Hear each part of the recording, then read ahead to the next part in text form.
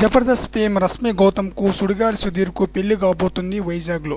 Jabardasth programme anchor చేస్తున్న రష్మి అదే ప్రోగ్రాంలో ఒక టీం లీడర్గా కొనసాగుతున్న సుధీర్ పెళ్లి చేసుకుపోతున్నట్టు సమాచారం. అది కూడా స్వయాన రష్మి చెప్పింది. వైజాగ్లో ఒక ప్రోగ్రాంకి అటెండ్ అయ్యి రష్మి తన చూడడానికి వచ్చిన అభిమానులను ఊహించలేనంతగా వచ్చేసరికి రష్మి తన మనసులో మాటను యాదృచ్ఛికంగా చెప్పేసింది. నేను వైజాగ్లోనే స్థిరపడిపోతున్నానని చెప్పింది రష్మి.